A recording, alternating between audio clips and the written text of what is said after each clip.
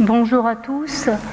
Alors, je vais vous présenter un travail qui n'est pas récent, mais qui a l'avantage de vous montrer une étude de niveau 1, et on en a besoin pour pouvoir répondre à nos patients avec, je dirais, de l'évidence-based médecine.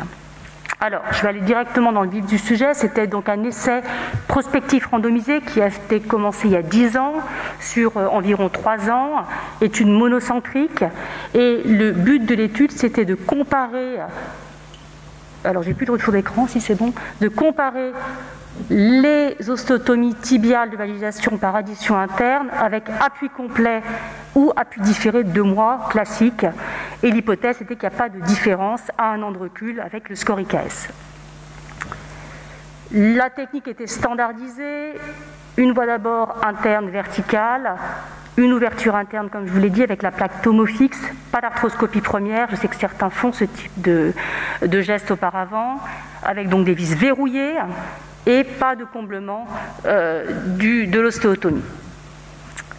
Les critères d'inclusion étaient standards, le docteur Bataillé vous les a rappelés tout à l'heure, un âge entre 40 et 65 ans, une arthrose primitive de type 1 ou 2, unilatérale, on avait exclu les fumeurs du fait de l'absence de comblement, pas de chirurgie auparavant, sauf à la rigueur une mini-sectomie, et bien entendu on faisait attention aux inégalités de longueur, comme on vous l'a dit précédemment.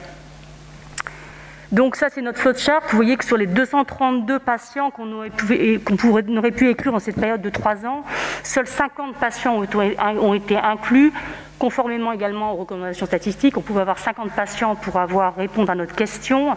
En grande partie, vous voyez que la plupart des exclusions, c'est des patients fumeurs, les 45 patients qui ont eu une greffe avec une crête iliaque, et également 71 patients qui avaient une soustraction externe, notamment pour les préférences d'un chirurgien.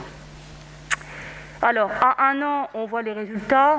Je dirais que ça, c'est presque aujourd'hui un caillou dans l'eau. On sait bien qu'il n'y a pas de différence, finalement, entre l'appui sans appui à 1 an au niveau des scores IKDC ou du score fonction. Et également au niveau, bien entendu, de la correction, important, est-ce que l'appui d'emblée complet peut mettre en péril la correction effectuée? Eh bien non, globalement une correction tout à fait correcte en moyenne, 3 à 4 degrés de valgus à 1 an de recul. Alors, cette papier, il a été publié en 2016, on a eu la chance d'avoir d'ailleurs un prix pour ce travail en 2018 à l'ESCA, et je dirais qu'il ne faut pas s'arrêter là, parce que là, c'était pour voir le recul à 1 an, appui différé ou appui complet, globalement, donc ça prouve une étude de niveau 1 qu'aujourd'hui, il faut faire l'appui complet, il n'y a pas de doute, on a répondu à notre question. Mais ce qui est surtout intéressant, finalement, ce n'est pas à 1 an, c'est le post-opératoire immédiat. C'est le patient, globalement, si on le fait appuyer d'emblée, pour sa qualité de vie, ça change tout. Quand on fait une ostéotomie chez des patients jeunes qui ont de l'arthrose. Alors, qu'est-ce qu'on peut dire à 2 mois, finalement, chez ces patients? Est-ce qu'ils étaient plus douloureux, le fait d'appuyer? Souvent, c'est ça qui leur faisait peur. Non. Alors, il n'y avait pas de différence significative, mais finalement, ils étaient un petit peu moins douloureux que les patients avec un appui retardé. Qu'est-ce qu'on peut dire d'autre à 2 mois? Bien, à 2 mois, on avait 50% de nos patients dans le groupe avec appui complet qui n'avaient plus de canne du tout. Et encore, là, les résultats sont péjorés parce que c'était en 2010, et à cette époque-là, 10 ans s'en sont écoulés aujourd'hui, et à cette époque-là, toutes les équipes médicales et paramédicales, quand les patients rentraient chez eux, c'était extrêmement difficile d'expliquer aux patients qu'ils pouvaient appuyer complètement, parce qu'il y avait encore des idées reçues, qu'on ne pouvait pas appuyer complètement, qu'il y avait le risque, etc. Et aujourd'hui, depuis 3-4 ans, ces patients ils sont pris en ambulatoire, ils ont un appui complet. Alors certains me disent que ce n'est pas un appui complet parce qu'ils marchent avec 2 cannes. Comme pour un ligament croisé, le patient sort avec 2 cannes, il y a un appui complet. C'est un appui complet, protégé par 2 cannes, mais il y a bien un appui complet. Et le patient est en ambulatoire. Donc ça, c'est important, surtout pour les suites post-opératoires immédiates, le fait d'avoir un appui complet grâce à ces plaques verrouillées. Alors, pourtant, quand on regarde encore dans ce travail, à 2 mois de recul, on avait finalement 13% de patients, et ce n'est pas significatif, qui commençaient à marcher sur terrain irrégulier. Oui, mais les patients, au bout d'1 mois, ils peuvent reconduire. Ils peuvent recommencer à avoir une activité professionnelle, contrairement si le patient est sans appui. Et ça change tout, c'est ces patients jeunes, comme vous le savez. Donc, qu'est-ce que dit la littérature? Il n'y a pas tant d'études que ça sur l'appui sans appui.